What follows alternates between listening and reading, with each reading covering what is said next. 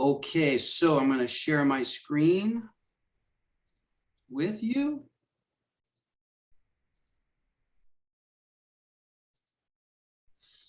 And we may have some additional people joining us as we get underway. So in your chat, Dr. Stammeier and others, before I share my screen, in your chat, you'll notice that we have several items in the chat. So if you'll open your chat,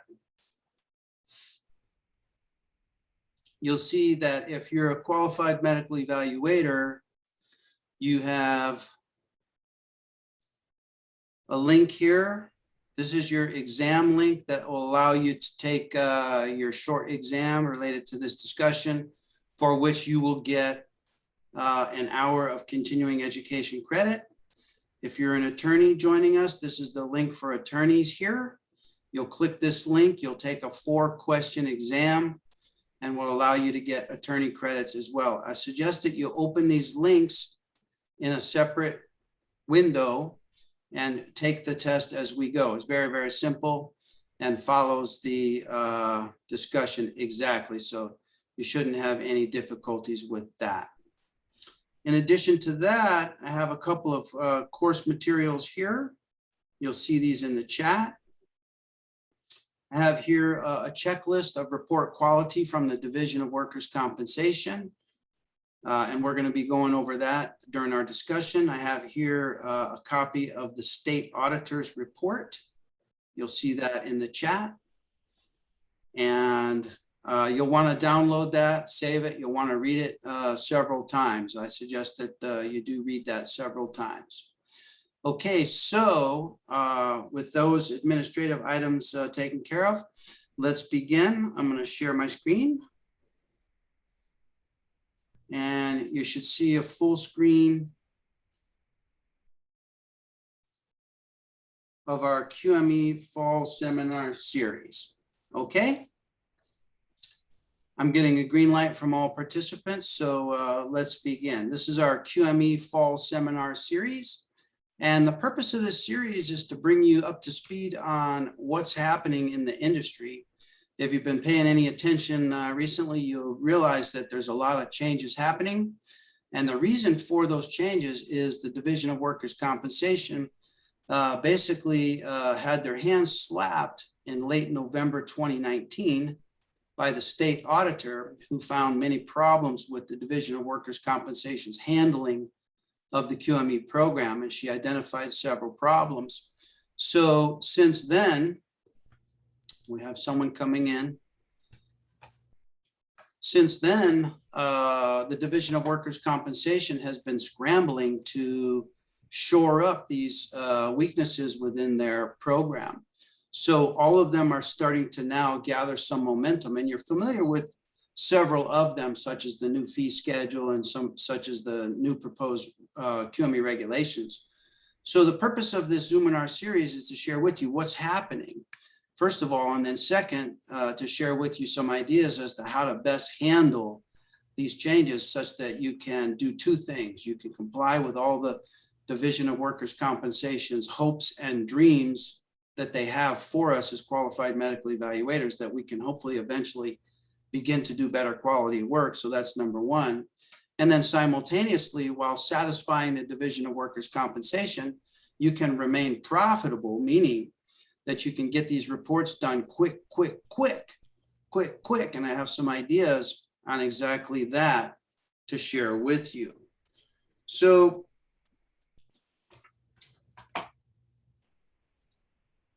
many of you know me. I'll skip the basics of the introduction, except to share with you that I'm a continuing education provider for the Division of Workers' Compensation.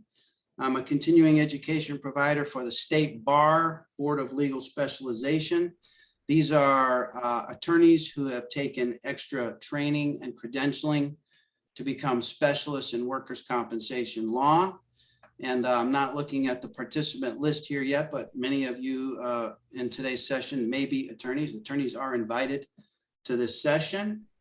In 2018, we began doing QME virtual administrative offices services for doctors of all specialties throughout the state of California. In 2021, we created a separate and distinct branch of virtual office services for chiropractors specifically. So I share these here with you to let you know that I have the opportunity to see a large volume of cases. And because of the large volume of cases that come through, I have a chance to see the trends and the changes in actual operation. Whereas a single sole provider of QME services, such as I did myself for many, many years, the volume of cases that you encounter does not really allow you to see trends and themes and scenarios recurring over and over again. But because of these opportunities and because of being on several committees with the Division of Workers' Compensation, I have that opportunity. So I want to share with you some of those themes and some strategies as to how to handle the important ones, the most important of those. So I want to share with you some of the changes that have occurred recently, just in 2021. Some of these you'll be familiar with. In April 2021, we had the new medical legal fee schedule was ushered in. And at least for me and for my clients, this represented a major change in our operating procedures. Now, for some of the profession who were formerly ML 102 writers, this didn't result in much in the way of change in their report writing procedures, because under the new fee schedule, we're not required to prove or document our complexity factors. And formerly under the ML 102, again, we weren't required to document our complexity factors. So for many doctors, the new medical legal fee schedule didn't represent much of a change, but for us, and for me personally, it represented a major change. And so everything about the QME evaluation changed beginning April 1st. Then in May 2021, just a few months ago, the DWC proposed some new changes to the QME regulations.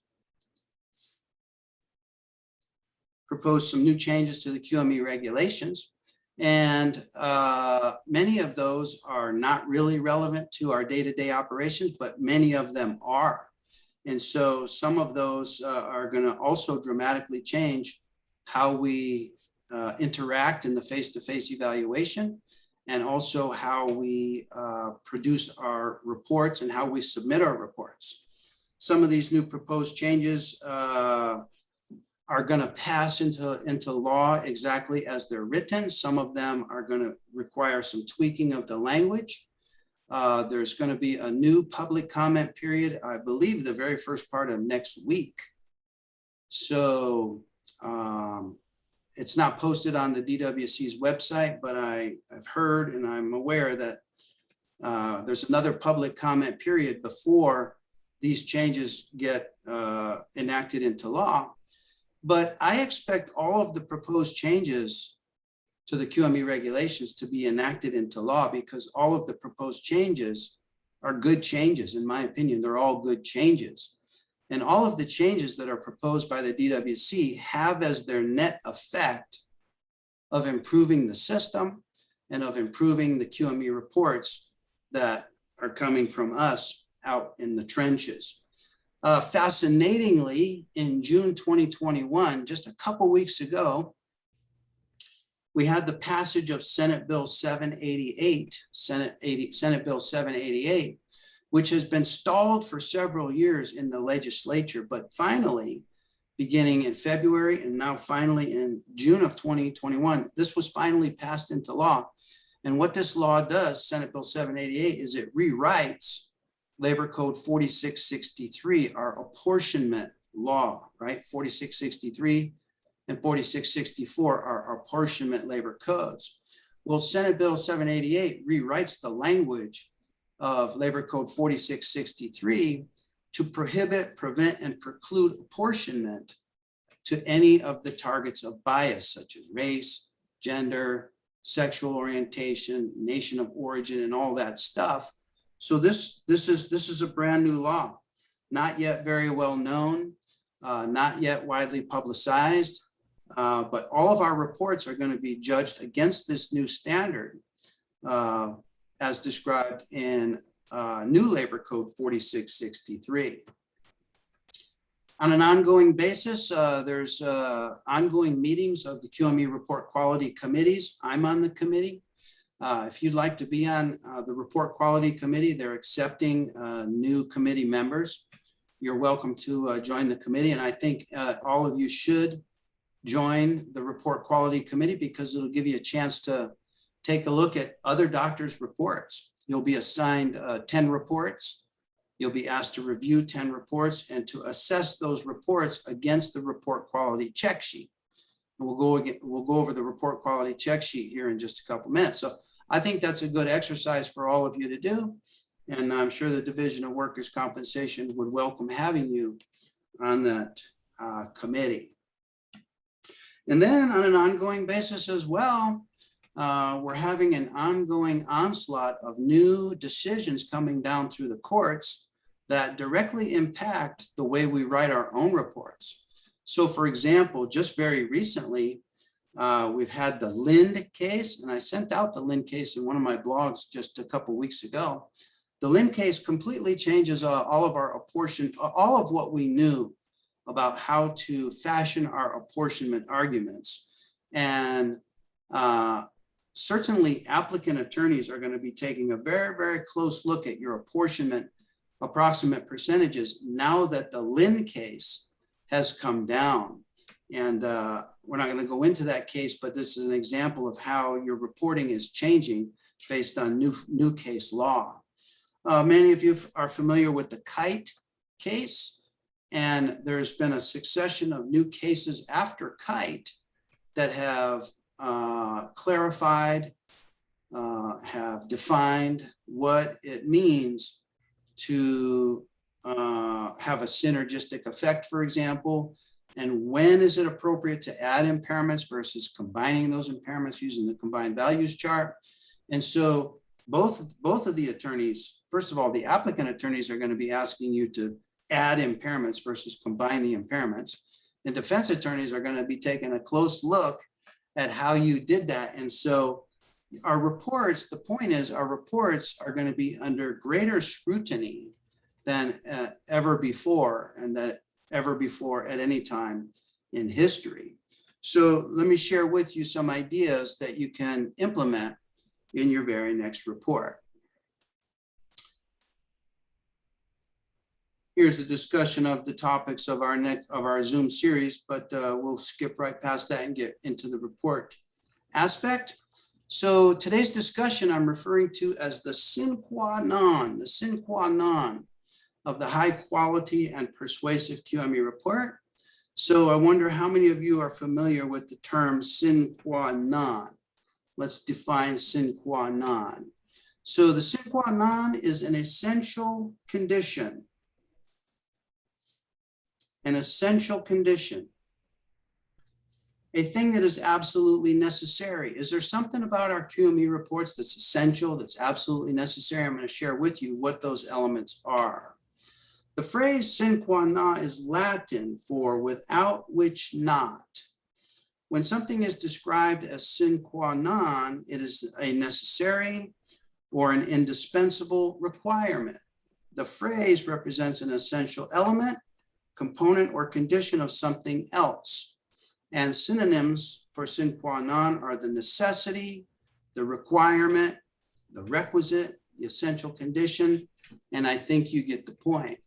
So when you think about your report from start to finish, page 1 to page 50, whatever it may be, within those 50 pages, what are the essential elements? What are the indispensable components of the report? Is everything within those 50 pages as equally valuable as every other thing? No. There are some parts of your report that are essential, and there are many parts of the report that we can simply discard,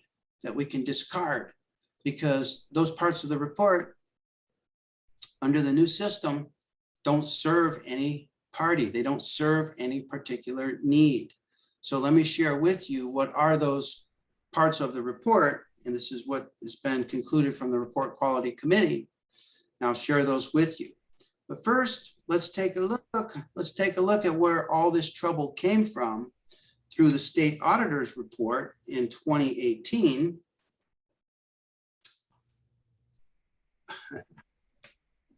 Which I have for you. State Auditor's Report. Bear with me.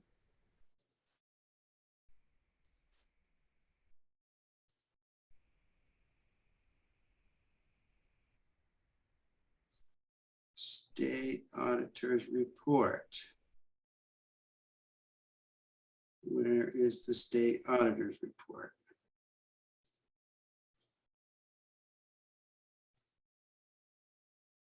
Here we go. Should be able to see this full screen. Okay. So here's the State Auditor's Report. This was authored in November 2019. And the conclusion of the State Auditor's Report, here's her symbol. The conclusion was that the Division of Workers' Compensation has failed to adequately administer the Qualified Medical Evaluator process. And that failure may delay injured workers' access to benefits. So it's interesting. All the problems, all the failures, all the shortcomings, all the errors, all the omissions, all the commissions, all the problems with the system have as their unintended effect to delay benefits for injured workers. And that's a big problem. And the state auditor slapped the hand of the Division of Workers' Compensation and identified all these various problems within the system. That brings us to where we are today with the division scrambling to try and shore up these deficiencies.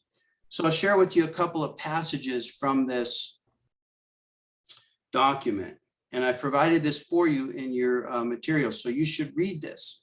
You should read this because it'll give you great insight as to why we are going through what it is that we're going through as qualified medical evaluators.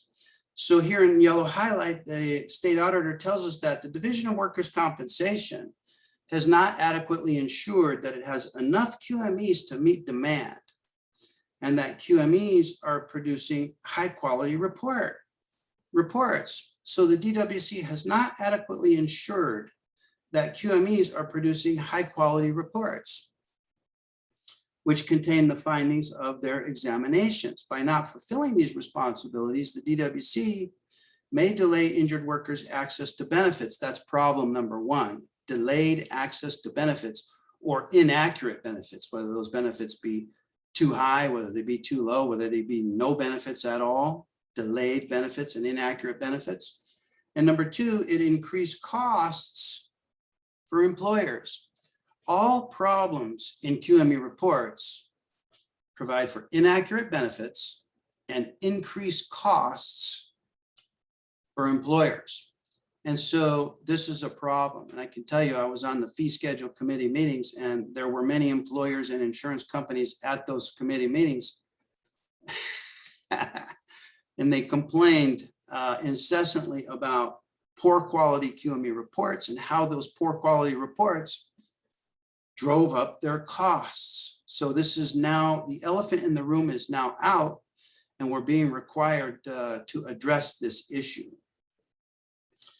Finally, the DWC has not continuously reviewed medical legal reports prepared by QMEs and containing the findings of the examinations for quality. They've not reviewed them for quality, and has not tracked when workers' compensation judges have rejected medical reports. So guess what? They're going to begin to track. They have systems now in place that they're developing to begin to track. And I'll share those with you. These reports must provide medical evidence to help judges resolve disputes related to workers' compensation claims. And therefore, the quality of these reports is especially important, because reports that are inaccurate and reports that are incomplete can delay resolution of disputes and therefore delay workers' receipt of benefits. And finally, and those delays can increase costs for employers involved in the disputes. Now, it used to be under the old medical legal fee schedule that qualified medical evaluators thrived and survived by introducing delay into the system. And we all know many of those strategies as to how to introduce delay into the system. But that era is quickly coming to an end with the new regime at the Division of Workers' Compensation. Finally, because it did not perform these reviews or track when workers' compensation judges rejected reports, the DWC lacks the data to identify whether report quality is a systemic problem or whether individual QMEs are producing low quality reports. And in my experience, based on my review of hundreds and hundreds and hundreds of reports, it's individual QMEs produce low quality reports that creates a systemic problem, okay? And we'll talk about what constitutes a low quality report and what constitutes a high quality report. Okay, so that's the sine qua non. Let's talk about what are the essential elements of the QME report. So I wonder how many of you are familiar with the 80-20 rule. I'm sure you are. 80%, 20% of your carpet gets 80% of the wear. 20% of your clothes you wear 80% of the time. 20% of students are responsible for 80% of trips to the principal's office. Okay, so small numbers can have big impacts. And I want to share with you what I call the 80-20 rule of report hacks. So if we think about all of the changes that we could implement to improve the content of our QME reports, of all the things that we could do, of those things, which are the things that are most essential? Which are the sine qua non, the essential elements of those things? Well, I boiled it down for the purposes of today's discussion to 3 simple things. Number 1, this is hack number 1 to improving the content and quality of your very next report. Number 1, determine the disputed issue. And we'll go over this in more detail. Number 2, comport your report with the dictates of the report quality check sheet. So check your report against what's required in the check sheet. Hack number 3, this is probably the real sine qua non here, is answer the questions that are posed to you by the parties in the issue cover letters. Okay, so let's talk about these one at a time. I see we've got some stuff here. So if you go back to your training as a QME, you remember that before you sit for the QME competency exam, you had to review all the forms, all the DWC forms and the QME forms. Well, if you remember, QME forms 105 and 106, those are the forms that the parties use to request a QME evaluation with you. So these can be filled out online nowadays. And on these forms, the parties have to indicate under which labor code the evaluation is being ordered. So the first labor code is 4060. There's also 4061, and there's also 4062. So when the parties check the box for labor code 4060, that tells us that the evaluation is a compensability evaluation. So let's read it. It says, this section shall apply to disputes over the compensability of any injury. This section shall not apply where injury to any part or parts of the body is accepted as compensable by the employer. So this describes at least 60% of the cases that you get that involve the compensability dispute. Now, even sometimes when you get a case where the case is seemingly accepted, there may be parts of the body parts that are in dispute. And it's those body parts that require a compensability evaluation, whereas the other parts of the body may not require a compensability evaluation, but require an evaluation under a different labor code. So in approximately 60% of your evaluations, you're going to be doing a compensability evaluation. So if you know you're doing a compensability evaluation, it tells you exactly what you need to do in the face-to-face evaluation. And it also tells you exactly what you can omit from the face-to-face evaluation. It tells you exactly what you need to do in your QME reporting. It tells you exactly what you can omit in your QME reporting. So it's essential that you determine the labor code under which the evaluation was ordered, because why spend time evaluating, discussing, writing, reporting on issues that are not issues in dispute, okay? So this will help you target your face-to-face, and it will help you target your report writing. If the evaluation is ordered under Labor Code 4061, this is the permanent and stationary dispute. For example, the examinee has been declared to be permanent and stationary by the primary treating physician, and the examinee may dispute that. They may feel that they need additional medical treatment, or that they don't feel that they're permanent and stationary. Or maybe the examinee has yet to be declared permanent and stationary, and the claims administrator is going, hey, isn't this person permanent and stationary yet? And the claims administrator declares a dispute under permanent and stationary, and they use Labor Code 4061 for this dispute. Permanent disability disputes are ordered under Labor Code 4061. The need or the lack of need for future medical care is ordered under Labor Code 4061. And then 4062 deals with all other issues such as apportionment, such as work restrictions, ability to return to work, other issues not covered under 4060 or 4061. So you'll notice that Labor Code 4060 deals with disputes at the inception of the claim, at the beginning of the claim. Before the claim even gets off the ground, there's a dispute here. Labor Codes 4061 and 4062, these deal with disputes at the terminus, at the end point of the claim. Okay, so the claim is already flying and going through air and has been existing in time for months and years sometimes, and now this claim is at the end of its life cycle, and there's some dispute over these issues.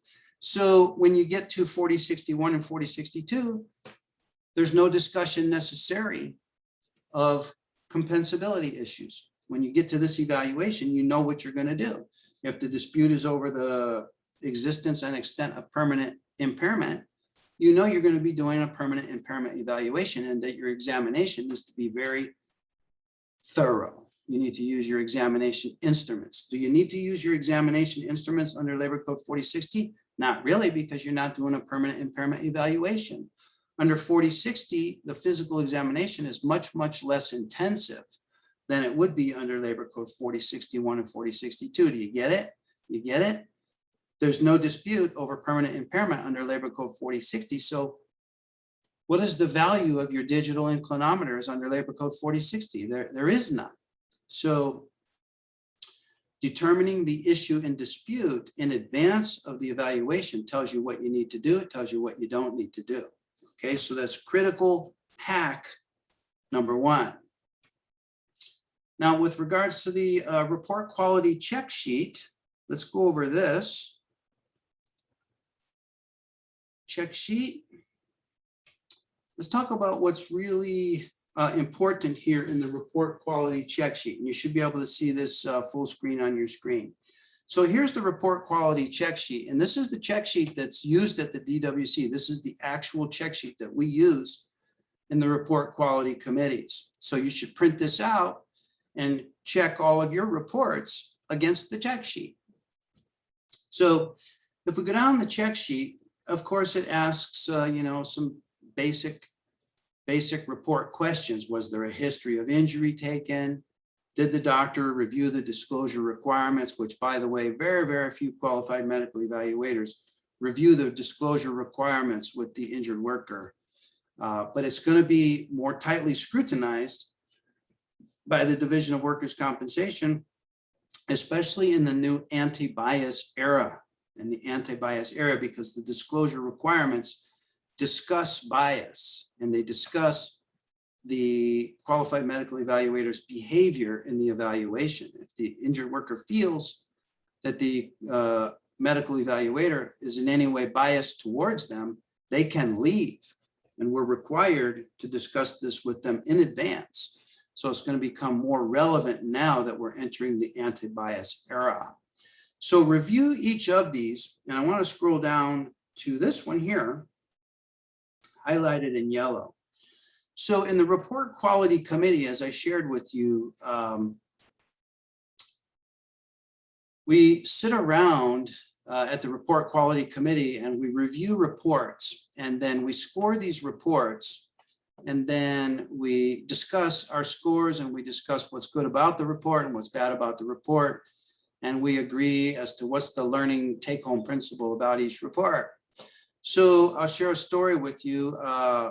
We were having such a discussion, and I rated one particular report a 1 on a 0 to 10 point scale. I felt that that report was a terrible report.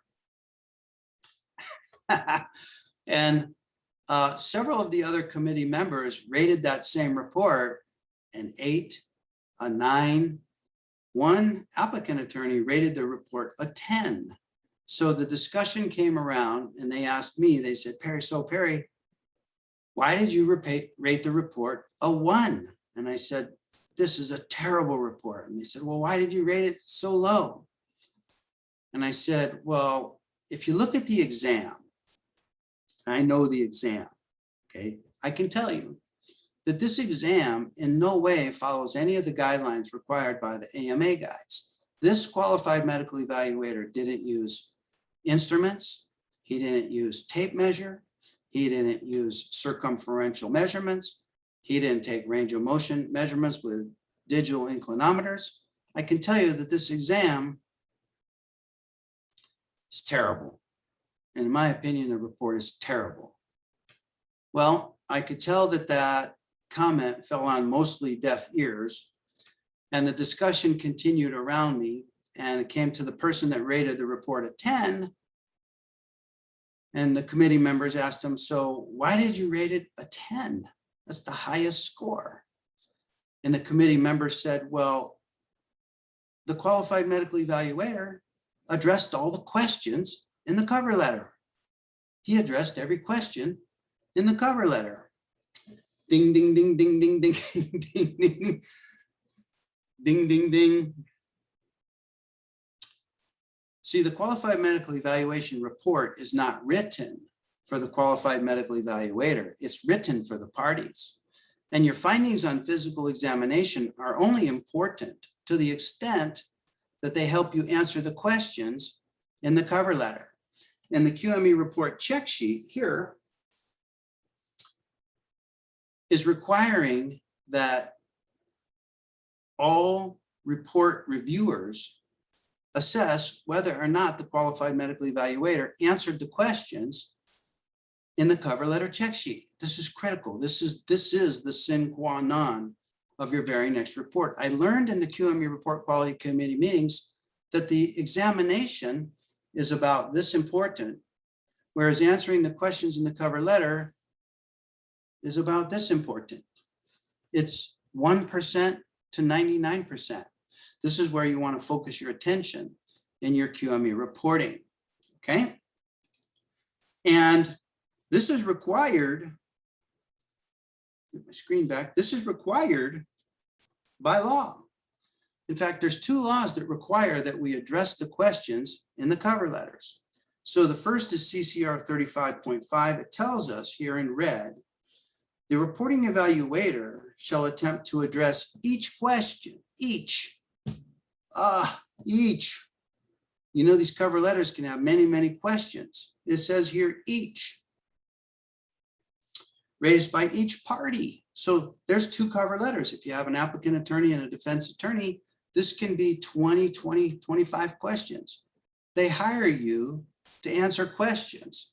The reason that you're called in to do this evaluation is because there are some unanswered questions regarding the examinee's claim or case. They hire you, they hire us to answer the questions. They want their questions answered. Each party has questions. They give you those questions in the cover letters. They're asking us to address their questions. That's fair. That's fair. So what I'm suggesting is that you shift your emphasis to the questions. Remove emphasis from the physical exam, except to the extent that the physical exam is required to help you address the questions. So it says each question raised by each party in the issue cover letter that's sent to the evaluator. If there's no cover letter sent to you as the evaluator, there's no questions. Then you don't have to answer any questions. Sometimes you can hope for no cover letter, okay? But if there's a cover letter, you immediately know where you need to go in that report, and that is you need to address those questions. And I'll give you some ideas as to how to best address the questions. Next is CCR 41, section C5. It says, we're required as qualified medical evaluators to present a report that addresses all relevant and contested medical issues. Well, how do we know? How do we know as QMEs? How do we know what are the contested medical issues? How do we know? We know through the cover letters. We get our instructions through the cover letters. It's the cover letters that give us the scope of the evaluations. And so we're required to address all of those issues. So let me share with you an example of some questions. Okay, so I have here, let me pull up, I have here for you a defense attorney cover letter. And I hope you all can see this. I'm gonna blow it up a little bit. So you've seen these before. This is an applicant attorney cover letter. It's redacted. And here, the attorney asks, he says, please review each and every question below and comprehensively address. This is the defense attorney begging. He's begging, please, would you please address my questions? I can tell that the defense attorney here is begging because he put his request in bold. He put it in bold and he underlined it, okay? Now, in written text these days, bolding and underlining, and especially all caps, okay? These suggest shouting. Bolding and underlining suggest shouting. So here, the defense attorney is shouting, please address these issues. And here he lists the issues. Now, when you review the questions in the attorney's cover letter, the questions are going to fall into general categories. There's causation questions, right? Especially under the Labor Code 4060 evaluation, where causation is the issue that drives the evaluation. So there's causation issues, there's permanent impairment issues, there's apportionment issues, there's future medical care issues, there's work restriction issues, right? There's a finite list. It's not infinite, it's finite. There's a finite list of issues that are unanswered. Their questions are going to fall within those general categories. So you can take the questions from the cover letter here and categorize them in your mind. And once you categorize them in your mind, you transfer those questions into the body of your templated report, of your report template. So for example, question number 1, these are causation questions. It says, are the medical findings consistent? Does the mechanism of injury? Is there any kind of cumulative trauma? These are causation questions, correct? So in the body of the report, that would look like this. Conclusions. This is the discussion section of this report. The cover letter from the attorney requests, and here's the question. Here's the question. The exact question has been transferred from his cover letter into the body of the report. They want their questions answered. Okay. So here's the answer. In this case, the answer is very, very simple because in this case, the dispute did not involve a compensability or a causation or an AOE-COE dispute. So the answer is very, very brief. On the date of this evaluation, I answer his question here. Next question. Now let's look at this very closely. It says, was there any period for which the applicant, due to the industrial injury, was or is temporarily disabled from work as a result of this claimed injury? Now, is this a yes or no question? This is a yes or no question, correct? Was there any period? That requires a yes or no answer, correct? The answer in this case would be yes, okay? He says, if so, meaning if yes, for what period of time would you estimate the applicant to have been or will be temporarily disabled? So here in the answer, what you want to do is you want to answer the question with the language with which the question was asked. So to be perfect in this response, it should probably say, yes, there was a period for which, and on and on and on. Answer the question yes, exactly in the language that it's asked. It would say, yes, there was a period for which the applicant, due to the industrial injury, was temporarily disabled, period. And then herein, I would give the answer and those particular dates. So you want to answer the question with the same language with which the question was asked. Okay, does this make sense? This makes sense, right? Imagine you had a contractor come to your house and you had a problem with a leaky gutter in the back of your house. And you told the contractor, I have a problem with a leaky gutter in the back of my house. Please tell me the condition. Please tell me, do I have a problem with the gutter in the back of my house? If so, what needs to be done about the leaky gutter in the back of my house? And he comes back to you in 15 minutes and he says, you have a broken window in the guest room. And you have some cracked cement along the sidewalk. And he addresses all these issues which weren't the question for which you brought him to the premises to address. Next question, if the condition is permanent and stationary, please describe the impairment. You want to answer the questions in exactly the language with which the question was asked. Okay? This will go a long way toward improving the content and quality of the report. So to bring this around and to the point where you can complete your examination, the hacks include, number one, write a report that's consistent with the issue that's in dispute.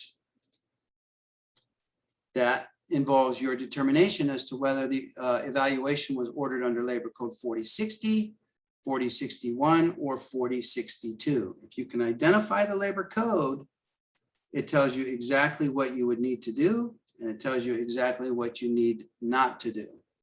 Hack number two is to adhere to the requirements of the report quality check sheet. And on the report quality check sheet, there are two types of requirements. Number one is there are elements of the report that are required, and each of those has a labor code or a code of regulation next to it. So those are required. And then there are elements of the report that are desired. So there's required and there's desired. So make sure for sure that all of your reports contain the elements that are certainly that are required, and the elements that are desired, at least as is relevant to the labor code under which the evaluation was ordered.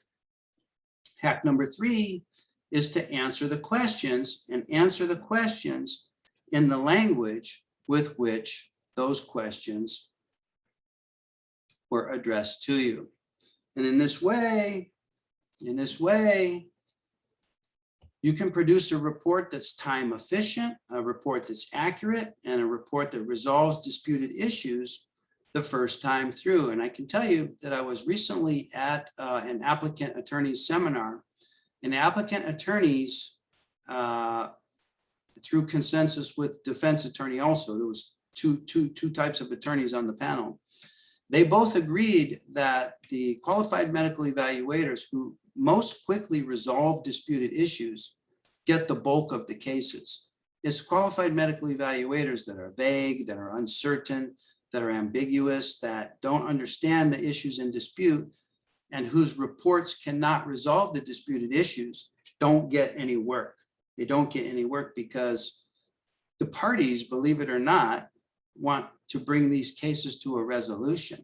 And up till now, it's the low quality QME report that's been the log in the jam that prevents these cases from being quickly resolved. So if you can quickly resolve disputed issues the first time through with your report, you'll more often be left the last man standing and will more often get the bulk of the cases. Okay. So I'll stop screen share here. Are there any questions in the chat? Does anyone have anything that they would like to ask or offer? Any comments as to how to best proceed with your very next evaluation? Somebody has a hand up.